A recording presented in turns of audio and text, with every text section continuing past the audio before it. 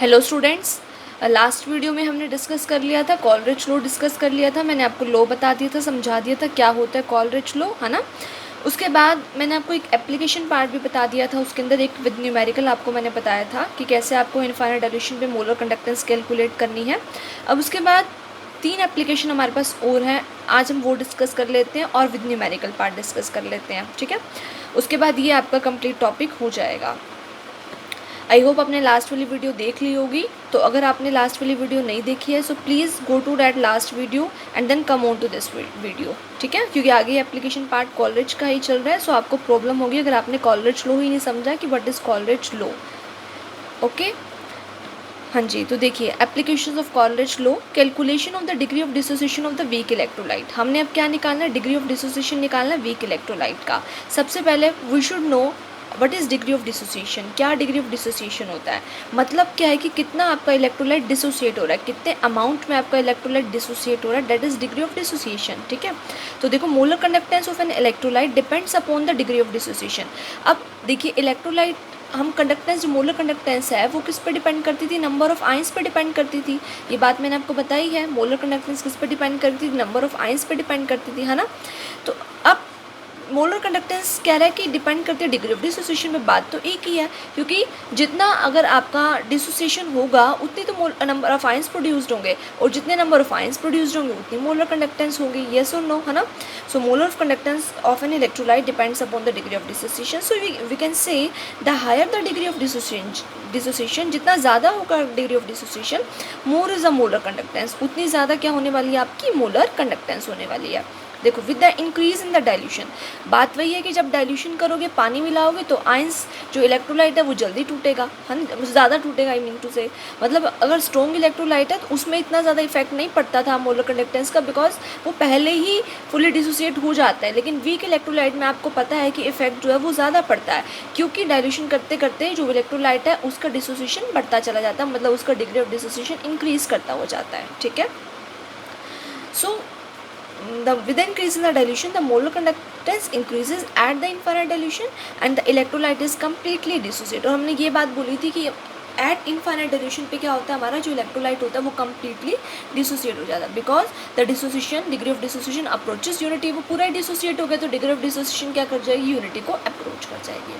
तो हम क्या करते हैं, लैम्डा CM और लैम्डा नोटम की बात करते हैं, ठीक है, कि आपका molar conductance at any given concentration कितना है, वो है लैम्डा CM, और molar conductance at infinite dilution या जीरो कंसंट्रेशन वो कितना है, लैम्डा इनफाइनाइट। इनफाइनाइट डिल्यूशन का मतलब क्या हो गया था, कंसंट्रेशन जीरो हो गई थी। ग्राफ को अच्छे से नोटिस करिए, हमने यहाँ पर वाई एक्सिस के ऊपर हम लिख रहे थे लैम्डा इनफाइनाइट, वाई एक्सिस पे तो क्या हुआ, कंसंट्रेशन जीरो होगी, तभी क्या बोला जा रहा है, molar conductance at infinite dilution, ठीक है, और जीरो कंसंट्रेशन। तो अब देखिए आपका डिग्री ऑफ डिसोसिएशन क्या होता है, it is the ratio of molar conductance at given concentration या any concentration by the molar conductance at infinite dilution. Infinite dilution पे कितनी होगी और एक गिवन कंसंट्रेशन पे कितनी हो गई है, तो उससे हमें पता चल जाएगा हमारा इलेक्ट्रोलाइट कितने अमाउंट में डिसोसिएट हो चुका है। हम क्या करें, एक गिवन कंसंट्रेशन पे मेज़र कर ली हमने, और एक इनफाइनाइट कंसंट्रेशन पे मेज़र कर ली, इनफाइनाइट डाइल्यूशन पे मेज़र कर ली, तो उनका जो रेशियो आएगा वो हमें क्या बता देगा कि हमारा इलेक्ट्रोलाइट कितना अमाउंट में डिसोसिएट हो चुका है।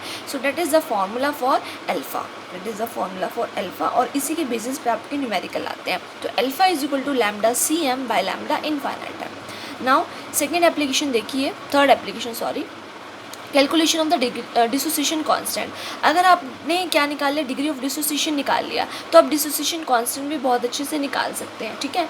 तो अगर हमें अल्फा पता चल जाए तो you can calculate the dissociation constant for the weak electrolyte by using this formula. ये मैं आपको बता दूंगी फार्मूला कैसे आया है।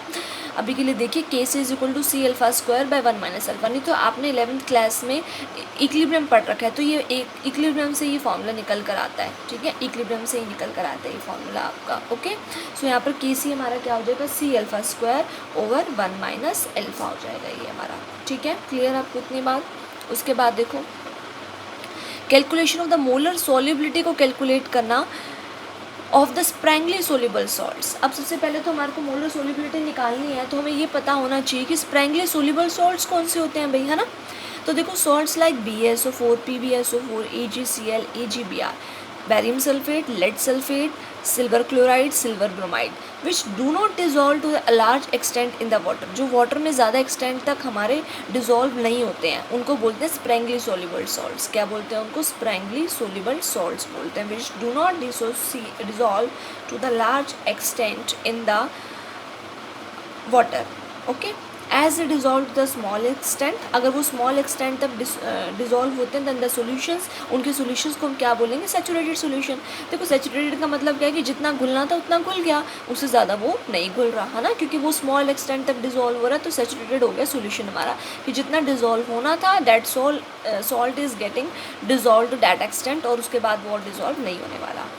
Now how can we calculate the solubility, molar solubility of the sprangly soluble salt, and if we know the specific conductivity, अगर हमें कापा पता चल जाए और हमें लैम्डा इनफाइनाइट एम पता चल जाए, कापा पता चल जाए और क्या पता चल जाए? लैम्डा इनफाइनाइट एम पता चल जाए, मतलब molar conductance at infinite dilution, we can calculate the solubility. देखो हमने ये फॉर्मूला किया था मोलर कंडक्टेंस का, किया था ना। मोलर कंडक्टेंस क्या होता है? कापा इंटू 1000 बाय मोलैरिटी। जब मैंने आपको मोलर कंडक्टेंस पढ़ाई थी तो मैंने आपको ये फॉर्मूला करवाया था। एक मैंने आपको इक्विवेलेंट कंडक्टेंस का करवाया था, एक मैंने मोलर का करवाया था। इक्विवेलेंट में यहाँ पे क्या कर देते हो? मोलैरिटी की जगह आप नॉर्मेलिटी कर देते हो, बस इतना ही चेंज करते हो। तो क्या बन जाता था? कापा इंटू 1000 बाय हमारा नॉर्मेलिटी बन जाता था, लेकिन हम मोलर की बात करें तो मोलैरिटी। अब देखो मुझे एक बात बताओ, क्या मोलैरिटी और सोल्युबिलिटी का एक मीनिंग नहीं है?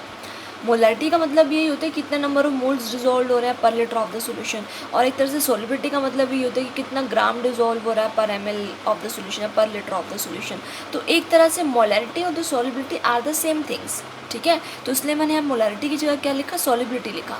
मोलैरिटी की जगह क्या लिख दिया मैंने? यहाँ पे सॉल्युबिलिटी लिख दिया। तो क्या बन गया? कापा इंटू 1000 बाय सॉल्युबिलिटी। अब मुझे निकालना क्या है? सॉल्युबिलिटी निकालना है। तो सॉल्युबिलिटी को मैं इधर ले जाऊँ और लैम्डा इनफाइनाइट को नीचे ले आऊँ, है ना। सॉल्युबिलिटी निकालनी है ना मुझे, तो सॉल्युबिलिटी को यहाँ ले जाऊँ और लैम्डा वाली टर्म को यहाँ ले आऊँ, तो सॉल्युबिलिटी क्या हो जाएगा? Kappa into 1000 by lambda infinite time हो जाएगा।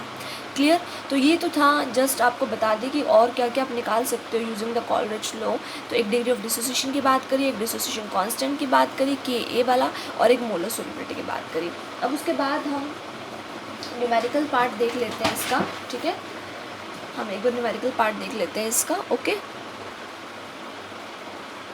हाँ जी, तो देखिए न्यूमेरिकल अब, the molar conductivity of 0.025 molar methanoic acid is 46.15 Simon centimetre square mole inverse. ये तो आपको क्या दे दी उसने? यूनिट दे दिया, ओके। तो देखो मोलर कंडक्टिविटी, पहले देखो दो चीज़ें आपको पता रहनी चाहिए कि आपको दिया क्या हुआ है।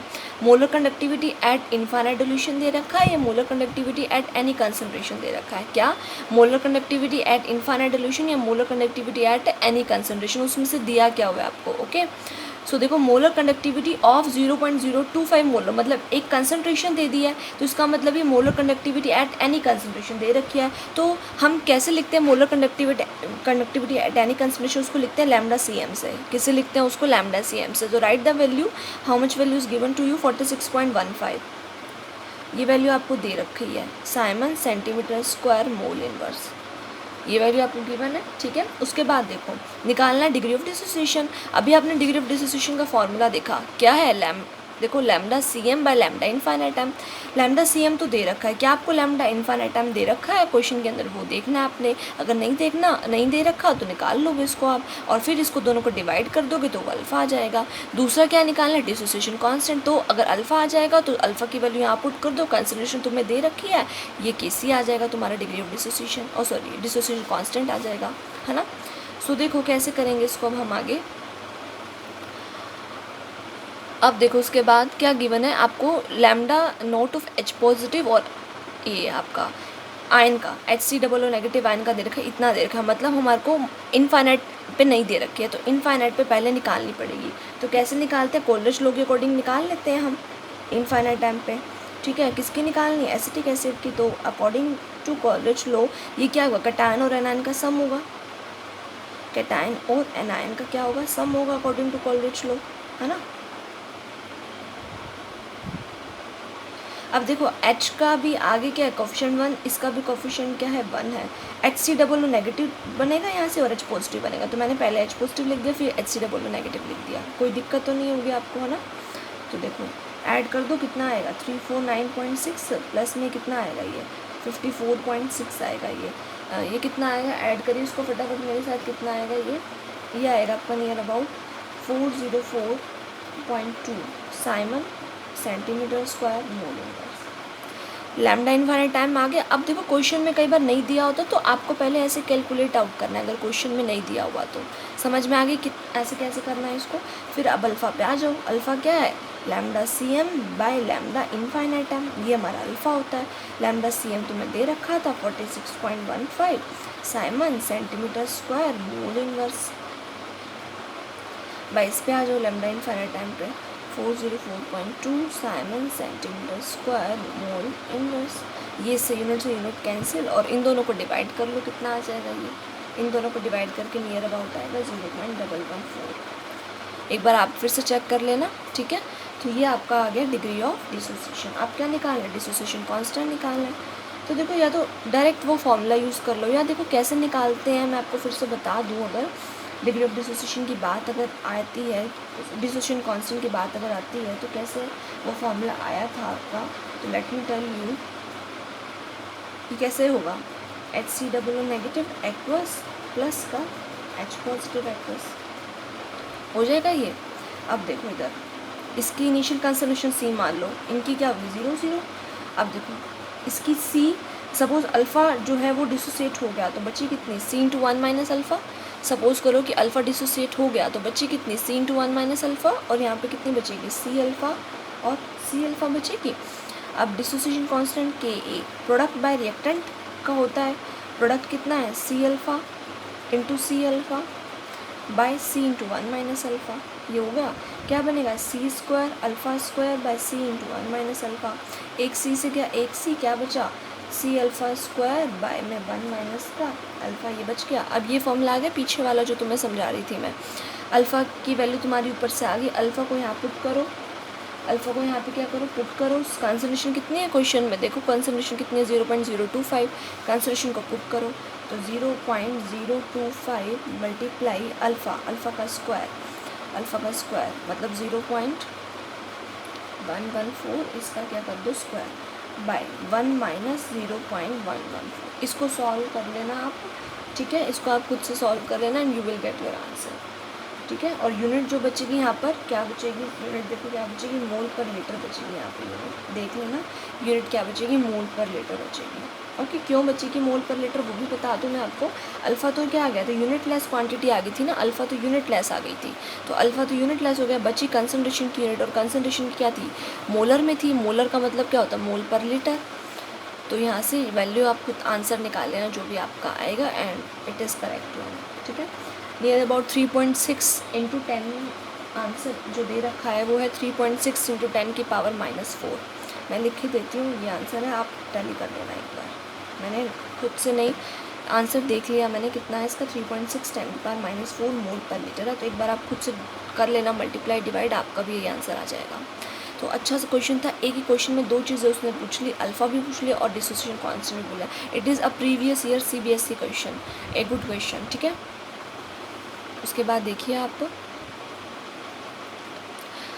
The conductance of 0.0015 molar aqueous solution of the weak monobasic acid was determined using a conductivity cell constant, ठीक है। तो देखो कैसे करेंगे इसे। सबसे पहले हमारे को क्या दे रखी है, कंसंट्रेशन दे रखी है, क्या दे रखी है हमारे को, कंसंट्रेशन दे रखी है।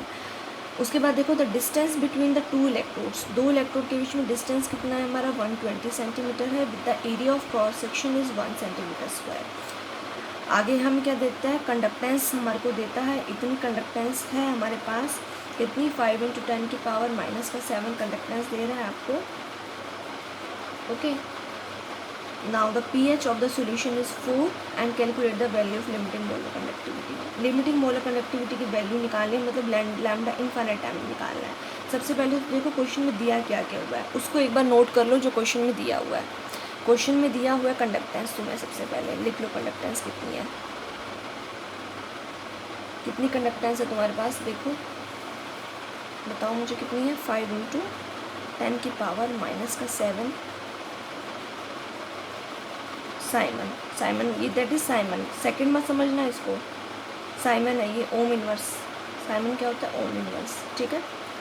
सो उसके बाद ये दे दी है, और क्या दिया तुम्हें बताओ, लेंथ दिया है। डिस्टेंस मतलब क्या, लेंथ, तो लेंथ कितनी है 120 सेंटीमीटर। एरिया कितना दिया है इसने तुम्हारे को, 1 सेंटीमीटर स्क्वायर एरिया दिया है, ठीक है। अच्छा उसके बाद इतना हो गया, और क्या दिया, कंसनट्रेशन दिया है 0.0015 मोलर, ये कंसनट्रेशन दिया है। अब तुम मैंने एक फॉर्मूला पढ़ाया था, kappa is equal to C into L/A, तुम्हें याद हो तो ये फॉर्मूला मैंने करवाया था जब तुम्हारे को कंडक्टेंस कंडक्टेंस के बारे में बताया था, resistance, resistivity, okay, specific conductivity, इसका जब मैंने तुम्हें पार्ट करवाया था तो वहाँ तुम्हें मैंने एक फॉर्मूला बताया था, kappa is equal to C into L/A। Kappa होता है स्पेसिफिक कंडक्टिविटी, C होता है कंडक्टेंस, L होता है लेंथ, A होता है एरिया, और L/A को ही क्या बोलते हैं, सेल कॉन्स्टेंट।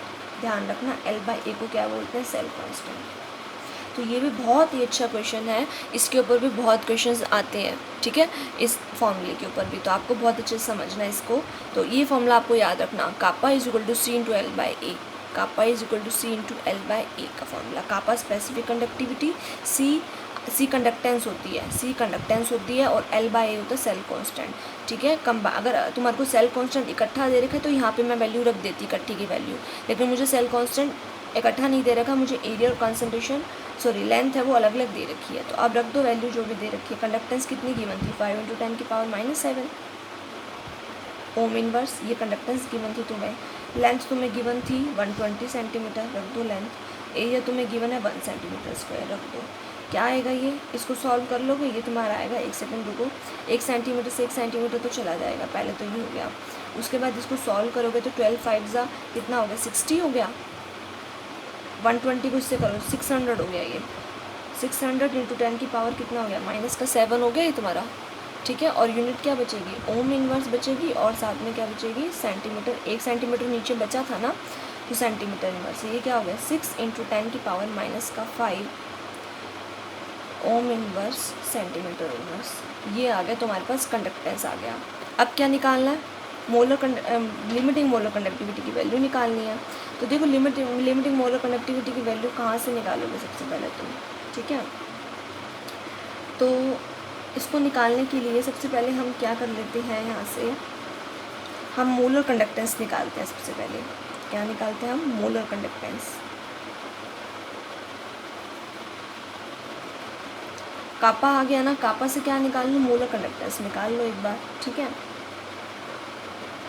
निकालो, क्या था molar conductance, molar conductance at any concentration is equal to kappa into 1000, kappa into 1000 by molar. देखो ये होता तो ये था, कापा इंटू 1000 बाय मोलैरिटी, ये होता था तुम्हारे पास फॉर्मूला, है ना। लेकिन 1000 जब लगाते थे जब ml में होता है, लेकिन सोल्यूशन ml में नहीं है, लीटर के अंदर है होगा हमारे पास सोल्यूशन, ठीक है। यहाँ पे सोल्यूशन कितना, मोलैरिटी जो हमारे को गिवन है, मोलैरिटी हमारे को कितनी गिवन है, यहाँ पे देखो कंसंट्रेशन कितनी गिवन थी, 0.0051 मोलर, मतलब ये मोल पर लीटर के अंदर गिवन है तुम्हें, ठीक है। किसमें गिवन है, मोल पर लीटर के अंदर। इसको मैं ऐसे भी लिख सकती हूँ ना, 1.5 इंटू 10 की पावर -3, इसको मैं ऐसे भी लिख सकती हूँ। तो ये लीटर के अंदर है, तो 1000 से मल्टीप्लाई करने की कोई ज़रूरत नहीं है तुम्हें, ओके। सो 1000 हटा दो, सिर्फ क्या बचेगा, कापा बाय मोलैरिटी बचेगा।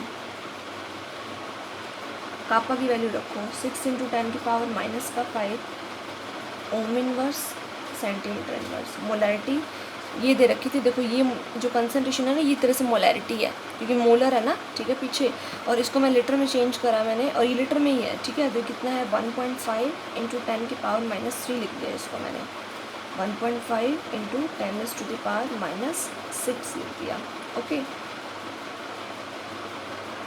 और जस्ट अ सेकेंड, मोलैरिटी हमारे को इतने मोलर का सोल्यूशन दे रखा है, देखो 1000 से कर ही दो मल्टीप्लाई, क्योंकि हमें दिया तो नहीं है ना कि क्या दे रखा है क्वेश्चन के अंदर, तो एक बार आप मल्टीप्लाई कर ही दो उसको 1000 से, देख लेते हैं, ठीक है इसको, क्योंकि हमारे को क्वेश्चन पता तो नहीं चलेगा कि किसमें दिया हुआ, तो मैंने इसको मल्टीप्लाई कर दिया। अब इसको सॉल्व करो, कितना पावर बचेगा तुम्हारे पास, इसको सॉल्व करेंगे तो ये देखो पावर, सबसे पहले देखो पावर कितना बचेगा, यहाँ से -5 और -3, ये बचेगा -2, कितना बचेगा ये आपके पास, -2 बचेगा, और ये कितना हो गया आपके पास 1000, 10 की पावर 3 लिख दिया मैंने इसको, 6 बाय 1.5, इसको लिख दो आप मोल पर लीटर। 1 लीटर मोल पर ml, क्योंकि 1000 से मल्टीप्लाई कर दिया ना मैंने इसको, मोल पर ml करो, 1000 से मल्टीप्लाई कर दिया इसको मैंने, मोल पर ml करो।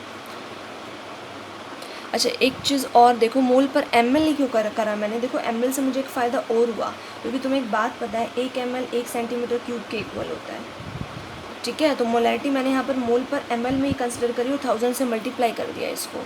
ml में क्यों कंसिडर करा, अब आप देखो बिल्कुल करेक्ट यहाँ से बात निकल के आ जाएगी कि हमारा 1 ml 1 सेंटीमीटर क्यूब के इक्वल होता है, तो ये ml की जगह यहाँ कर दिया मैंने सेंटीमीटर क्यूब। तो यूनिट अगर मैं देखूँ तो 6/1.5, अब देखना उसके बाद कितना बचेगा, ये 10 की पावर कितना बचेगा -2 इंटू 10 की पावर क्या हो जाएगा हमारे पास, ये 3 हो जाएगा। और इधर से ओम इनवर्स मोल ऊपर चला जाएगा, तो क्या मोल ऊपर चला जाएगा ना आपका, ठीक है।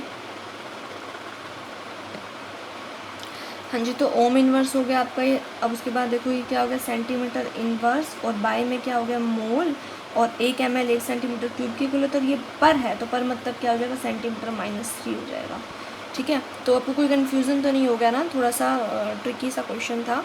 तो देखो सबसे पहले मैंने क्या करा, यहाँ से कंडक्टेंस निकाल ली, कंडक्टेंस गिवन थी, लेंथ गिवन था, एरिया गिवन था, मुझे कंसंट्रेशन गिवन थी। कापा इक्वल टू C/L/A लगाया, कंडक्टेंस हमारे पास ये वैल्यू थी, कंडक्टेंस की वैल्यू रख दी, लेंथ की वैल्यू रख दी, एरिया की वैल्यू रख दी, ये मेरे पास कंडक्टेंस की वैल्यू आ गई है, देखो ये कंडक्टेंस की वैल्यू आ गई। फिर अब मैं क्या निकाल रही हूँ, इस कंडक्टिविटी आ गई मेरे पास, सॉरी स्पेसिफिक कंडक्टिविटी आ गई मेरे पास, ये कंडक्टेंस तो गिवन था ना, मैं स्पेसिफिक कंडक्टिविटी कापा आ गई, तो lambda CM equal to kappa into 1000 by molarity होता है, तो कापा इंटू 1000 बाय मोलैरिटी, ठीक है। तो कापा की वैल्यू रख दी मैंने यहाँ पे विद यूनिट रख दी, इंटू 1000 बाय मोलैरिटी थी 0.015 मोलर, तो मैंने इसको मोल पर ml में कर दिया और 1000 से मल्टीप्लाई कर दिया इसको, ठीक है, मोल पर ml। तो 1.5 इंटू 10 की पावर -3, इसको ऐसे लिख दिया 1.5 इंटू 10 की पावर -3। अच्छा अब उसके बाद देखो 1 ml 1 सेंटीमीटर क्यूब होता है, तो मोल पर सेंटीमीटर क्यूब होगा, पर का मतलब क्या होगा माइनस, ठीक है। तो क्या बनेगा, मोल सेंटीमीटर -3, और ये आप सॉल्व करोगे तो ये अब आपका आ जाएगा 40 ओम इनवर्स, 40 ओम इनवर्स, सेंटीमीटर -1 -3 बन जाएगा सेंटीमीटर का स्क्वायर, और मोल इनवर्स, ठीक है, ये बच जाएगा आपके पास। एक बार फिर से आप इसको करना, थोड़ा सा यहाँ पे बीच में से हो गया था हमारा, लेकिन आप बिल्कुल सही है, ये ऐसे आपको पार्ट करना है वाला, इतने पार्ट आपको क्लियर हुआ आपको कैसे करना है। उसके बाद इससे आगे आपको कैसे प्रोसीड आउट करना है, तो देखो मोलर कंडक्टेंस आ गई है तुम्हारे पास, और कंडक्टेंस। अब उसके बाद देखो तुम्हारे को क्वेश्चन में और क्या गिवन था, क्वेश्चन में और गिवन है pH, क्या गिवन है, pH गिवन है क्वेश्चन के अंदर, ठीक है। तो pH हमारे को गिवन है, pH ऑफ सॉल्यूशन कितनी गिवन है, 4। pH अगर 4 है तो कंसंट्रेशन कितनी होगी, 10 की पावर -4।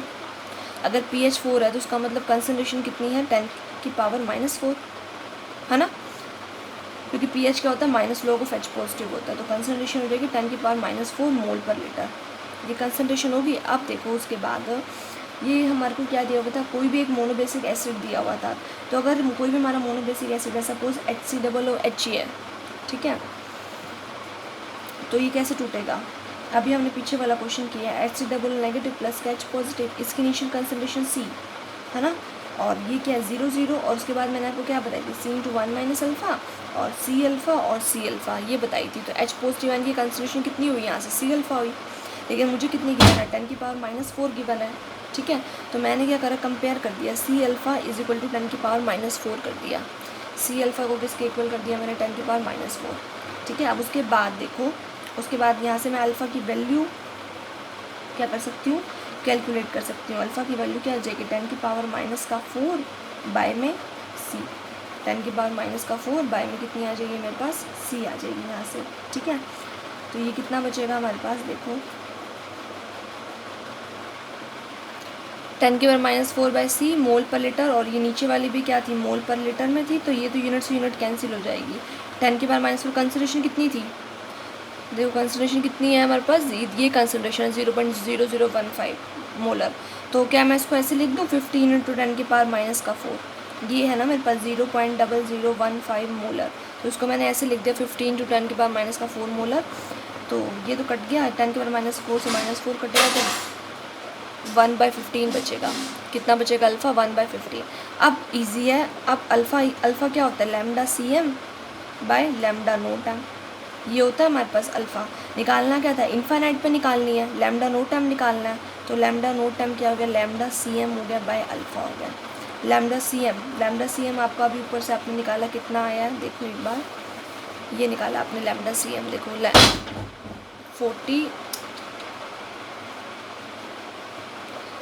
40 ओम inverse centimetre square mole inverse, ये आ गया आपके पास। बाय में अल्फ़ा कितना है 1/15, ठीक है, 15 जाएगा ऊपर, ये कितना बचेगा 600 ओम inverse centimetre square mole inverse, ये आ गया आपके पास, ठीक है। बहुत अच्छा सा क्वेश्चन था ये, बस थोड़ा सा दिमाग लगाना था कि करना क्या है क्वेश्चन के अंदर। फाइनल रिजल्ट निकालना था ये आपको, क्या निकालना था, value of the limiting molar conductivity निकालनी थी। तो कंडक्टेंस दे रखी थी, पहले हमने कापा वाला फॉर्मूला लगाया, एक ही क्वेश्चन के अंदर बहुत सारी चीज़ें पूछ ली, पहले कापा निकाल लिया, स्पेसिफिक कंडक्टिविटी निकाल ली, फिर हमें अल्फ़ा का लास्ट रिजल्ट याद रखो, अल्फ़ा यहाँ पे क्या होता है lambda C M by lambda nought M, तो लैम्डा नोट एम निकालना है, तो इसमें पहले लैम्डा सी एम की ज़रूरत पड़ेगी और अल्फ़ा की ज़रूरत पड़ेगी, तो पहले निकाला मैंने लैम्डा सी एम, फिर निकाला मैंने अल्फ़ा, फिर उसके बाद यहाँ से मैंने निकाल लिया था लैम्डा नोट एम, ठीक है। तो लैम्डा सी एम के लिए ये फॉर्मूला लगाया कापा इन 2000 बाय मोलैरिटी का, यहाँ से ये निकाला मैंने, इतना आ गया मेरी वैल्यू। फिर उसके बाद मैं चली, मुझे पीएच दे रखी थी, तो पीएच से फिर मैंने यहाँ से क्या निकाली, अपनी अल्फ़ा की वैल्यू निकाल ली मैंने पीएच का यूज़ करते हुए, ठीक है। तो एक बार इसको फिर से पोस्ट करके देखना अच्छे से कैसे निकाली है मैंने, बहुत ही अच्छा क्वेश्चन है, गुड क्वेश्चन वेरी। तो यहाँ से अल्फ़ा की वैल्यू निकाल के फिर मैंने ये अपना लास्ट रिजल्ट निकाला lambda C M by lambda nought M, तो लैम्डा नोट एम हो गया लैम्डा सी एम बाय में अल्फ़ा, ये आ गया आपका आंसर। Okay clear. अब देखो लास्ट वाली एप्लीकेशन के ऊपर एक क्वेश्चन कर लेते हैं, जो हमारा था स्प्राइमली सोल्यूबल सॉल्ट की मोलर सोल्युबिलिटी निकालने का, तो उस पर करते हैं हमें ये वाला क्वेश्चन। तो देखो कैसे करेंगे क्वेश्चन हम। The specific conductance of a saturated solution of AgCl in water is this. Specific conductance हमारे को गिवन है, मतलब कापा गिवन है, कितने गिवन है 1.826 10 की power -6 ohm inverse centimetre inverse kappa given है, और ये वैल्यू सुन दे रखी है। सबसे पहले तो क्या निकालो, इनफाइनाइट पे निकाल लो, lambda infinite time is equal to AgCl का निकाल रहे हो ना, क्या होगा बताओ फटाफट लगाओ college low, lambda infinite of Ag positive plus lambda infinite of Cl negative, क्योंकि कॉफिशिएंट तो है ही नहीं इनके, है ना, तो आगे कोई मल्टीप्लाई तो होगा नहीं, बस लग दो 61.92 और प्लस में रख दो 76.34। ये तुम्हारा सॉल्व करके कितना आएगा, देखो एक बार ऐड करो फटाफट इसको, ये आएगा तुम्हारे पास 138.26 ओम inverse centimetre square mole inverse, ये आ जाएगा तुम्हारे पास। कापा की वैल्यू हो गई, बस अब कुछ नहीं करना, फॉर्मूला लगाओ अपना, सॉल्युबिलिटी वाला फॉर्मूला लगाओ, solubility is equal to kappa in 2000 by lambda infinite, यही फॉर्मूला था, याद है, मिल गए। देखो इधर kappa solubility is equal to kappa in 2000 by lambda infinite time, ठीक है, ये फॉर्मूला लगा दो बस अपना एक बार।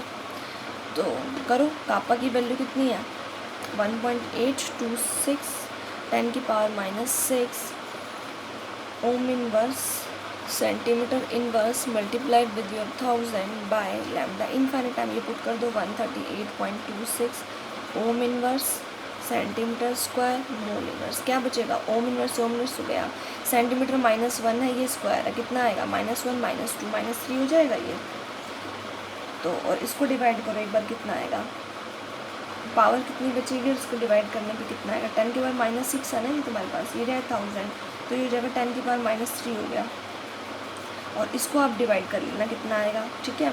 और आगे मैं बता देती हूँ आपको, ओम इनवर्स गया, सेंटीमीटर -3 बच गया और मोल बच गया, मोल इनवर्स ऊपर जाएगा तो क्या बचेगा, मोल बचेगा ना, इनवर्स तो गया, तो 10 की पावर -3, 1 सेंटीमीटर क्यूब क्या होता है 1 लीटर होता है, तो ये क्या हो गया लीटर इनवर्स, 1 सेंटीमीटर क्यूब हमारा क्या होता है आपका, हाँ जी, तो ये आपका आ जाएगा। उसके बाद देखो 1000 सेंटीमीटर, यहाँ पे आएगा सेंटीमीटर क्यूब लीटर इनवर्स, अब आपकी यूनिट बिल्कुल करेक्ट हो जाएगी यहाँ से, ये आएगा आपका 0.0132 10 की पावर -3, ठीक है, 0.0132 10 की पावर -3 लीटर इनवर्स मोल, और ये बन जाएगा आपका 1.32 10⁻⁵ मोल पर लीटर, ये आपकी आ जाएगी सोल्युबिलिटी। ठीक है, ये क्वेश्चन हमने ये निकालना था, हमारा हो गया क्वेश्चन। ओके, सो ये आपका कंप्लीट क्वेश्चन हो गया। तो ये हमारा Kohlrausch law with its application and the numerical part completely done. Okay, so आप इसका न्यूमेरिकल प्रैक्टिस कीजिएगा, अपने प्रदीप्स की बुक लीजिए, बहुत सारे न्यूमेरिकल हैं उसमें, तो आपको एक एक न्यूमेरिकल क्या करना, प्रैक्टिस करना है इसका। ठीक है, क्लियर आपको इतना? Okay, thank you all of you.